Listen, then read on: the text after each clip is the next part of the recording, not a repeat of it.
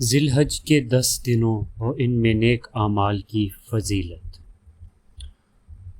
اطاعت و فرما برداری کے موسموں میں سے ماہ ذی الحج کے پہلے 10 یوم بھی ہیں جنہیں اللہ تعالیٰ نے باقی سب ایام پر فضیلت دی ہے۔ عبداللہ بن عباس رضی اللہ عنہ سے روایت ہے کہ نبی پاک صلی اللہ علیہ وسلم نے فرمایا، ان دنوں کے عمل سے زیادہ کسی دن کے عمل میں فضیلت نہیں۔ لوگوں نے پوچھا، اور جہاد میں بھی نہیں؟ آپ صلی اللہ علیہ وآلہ وسلم نے فرمایا کہ ہاں، جہاد میں بھی نہیں، سوائے اس شخص کے جو اپنی مال و جان خطرے میں ڈال کر نکلا اور واپس آیا تو ساتھ کچھ بھی نہ لائے، سب کچھ اللہ کی راہ میں قربان کر دینا۔ ان دنوں میں کیے جانے والے کچھ اعمال صالح۔ روزوں کا اہتمام۔ مسلمان شخص کے لیے 9 ذی الحج کا روزہ رکھنا سنت ہے، اور عرفہ کے دن کا روزہ ایسا ہے کہ میں امیدوار ہوں اللہ پاک سے کہ ایک سال اگلے اور ایک سال پچھلے گناہوں کا کفارہ ہو جائے، اور عاشورہ کے روزوں سے امید رکھتا ہوں ایک سال اگلے کا کفارہ ہو جائے۔ صحیح مسلم حدیث۔ تاہم پورے عشرہ ذی الحج میں بالخصوص روزے رکھنے کا ثبوت نہیں، لیکن روزہ ان افضل اعمال صالح میں سے ہے جس پر نبی پاک صلی اللہ علیہ وسلم نے ابھارا۔ اس طرح عمومی دلائل کی روشنی میں ان ایام میں روزہ رکھنا مستحب ہوگا، کیونکہ نبی پاک صلی اللہ علیہ وسلم نے ان 10 ایام میں اعمال صالح کرنے پر ابھارا ہے، اور روزہ رکھنا اعمال صالح میں سے ہے، سب سے افضل اور اعلیٰ کام ہے۔ اللہ تعالیٰ نے روزہ اپنے لیے چنا ہے، جیسا کہ حدیث قدسی میں اللہ پاک فرماتے ہیں۔ حضرت ابو ہریرہ رضی اللہ عنہ روایت ہے کہ نبی پاک صلی اللہ علیہ وسلم نے فرمایا کہ اللہ پاک نے فرمایا، ابن آدم کا ہر عمل اس کا ہے سوائے روزے کا کہ یہ میرا ہے، اور میں خود اس کا بدلہ دوں گا، اور روزے دار کے منہ میں خوشبو اللہ کے نزدیک مشک کی خوشبو سے بھی بڑھ کر ہے۔ فضائل کے ساتھ ساتھ نوافل کا بھی اہتمام۔ یہ سب سے زیادہ عظیم اعمال، سب سے زیادہ فضیلت کا حامل ہے، اس لیے ہر مسلمان پر اوقات کی پابندی اور جماعت کے ساتھ ان نمازوں کی ادائیگی واجب ہے۔ ضروری ہے کہ وہ ان ایام میں کثرت سے نوافل کا اہتمام کرے، کیونکہ یہ عبادت اللہ تعالیٰ کے قربات کا سب سے زیادہ افضل ترین رستہ ہے، جیسا کہ حدیث قدسی میں مروی ہے، اللہ کے آگے کثرت سے سجدہ ریز ہوا کریں۔ اللہ کے آگے تیرے ایک سجدہ کرنے سے اللہ تیرا ایک درجہ بلند کر دے گا اور تیری ایک خطا کو مٹا دے گا۔ ابو ہریرہ رضی اللہ عنہ بیان کرتے ہیں، نبی پاک صلی اللہ علیہ وسلم نے فرمایا، اللہ تعالیٰ فرماتے ہیں کہ جس نے میرے کسی ولی سے دشمنی کی، اس نے میری طرف سے اعلان جنگ ہے، اور میرا بندہ جن جن عبادتوں سے میرا قرب حاصل کرتا ہے، اور کوئی عبادت مجھ کو اس سے زیادہ پسند نہیں جو میں نے اس پر فرض کیا ہے، یعنی فرائض مجھ کو بہت پسند ہے، جیسے نماز، روزہ، حج، زکوٰۃ، اور میرا بندہ فرض ادا کرنے کے بعد نفل عبادتیں کر کے مجھ سے اور قریب ہو جاتا ہے، اور میں اس سے محبت کرنے لگ جاتا ہوں، پھر جب میں اس سے محبت کرنے لگ جاتا ہوں تو میں اس کا کان بن جاتا ہوں جس سے وہ سنتا ہے، اس کی آنکھ بن جاتا ہوں جس سے وہ دیکھتا ہے، اس کا ہاتھ بن جاتا ہوں جس سے وہ پکڑتا ہے، اس کا پاؤں بن جاتا ہوں جس سے وہ چلتا ہے، اور اگر وہ مجھ سے مانگتا ہے تو میں اسے دیتا ہوں، اگر وہ کسی دشمن یا شیطان سے میری پناہ مانگتا ہے تو میں اسے محفوظ رکھتا ہوں، اور میں جو کام کرنا چاہتا ہوں اس میں مجھے اتنا درد نہیں ہوتا کہ جتنا مجھے اپنے مومن بندے کی جان نکالنے میں ہوتا ہے۔ وہ تو موت کی بوجہ تکلیف جسمانی کے پسند نہیں کرتا، اور مجھ کو بھی اسے تکلیف دینا برا لگتا ہے۔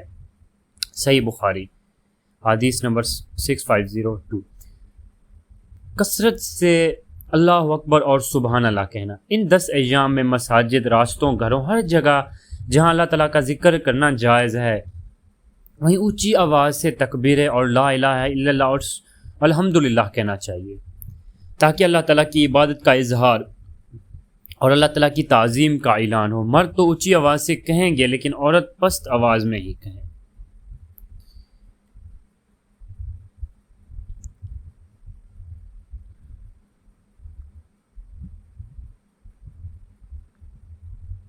حج کی ادائیگی۔ ان 10 دنوں میں جو سب سے افضل اور اعلیٰ کام ہے وہ بیت اللہ کا حج عمرہ کرنا ہے، لہٰذا جسے بھی اللہ تعالیٰ اسے اپنے گھر کے حج کی توفیق عطا فرمائے، اسے مطلوبہ طریقے سے حج کی اعمال ادا کیے، تو انشاءاللہ اسے بھی اس کا حصہ ملے گا جو نبی پاک صلی اللہ علیہ وسلم نے اس طرح بیان فرمایا۔ حضرت ابو ہریرہ رضی اللہ عنہ فرماتے ہیں کہ نبی پاک صلی اللہ علیہ وسلم نے فرمایا کہ جس نے اس گھر کا حج کیا اور نہ شہوت کی فحش باتیں کی نہ گناہ کیا تو وہ اس دن کی طرح ہوگا جس دن اس کی ماں نے اسے جنا تھا۔ صحیح بخاری۔ قربانی کرنے کا اہتمام کرنا۔